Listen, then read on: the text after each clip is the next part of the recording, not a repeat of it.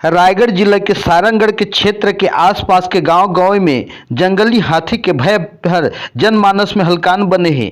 जंगली हाथी के क्षेत्र में विचरण ले आदमी मन के घर ले निकलना है दुश्वार हो गए है। हफ्ता भर ले छोटे बड़े हाथी के कहर ले दो आदमी के मौत के आगोश में समा गिस है। जहां सारंगढ़ से महज 5 किलोमीटर की दूरी गुड़ियारी और मलदा गांव में गजराज के तांडव ले भयभीत माहौल हर व्याप्त बने हैं। रविवार गुड़ियारी निवासी मनोहर पटेल हाथी के दिखाई भारी पड़ गई, जहां जंगली हाथी शावक मनोहर पटेल दौड़ा करके शरीर के छत बिछत हालात में चकनाचूर कर दिस। जहां सारंगढ़ क्षेत्र में जंगल के गडराज के आतंक ले ग्रामीण मन अपन अपन घर में दुबा के बैठिन है। जहां दो व्यक्ति के मौत के कहर हर ग्रामीण मन के ऊपर में भय के माहौल बन के मंडरावत है।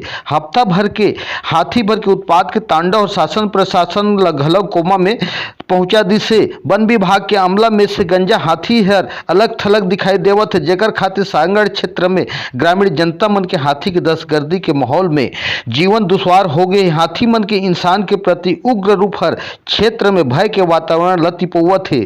जहां मौत की घटना की जानकारी सारंगढ़ थाना प्रभारी जीएस दुबे प्राप्त हुई।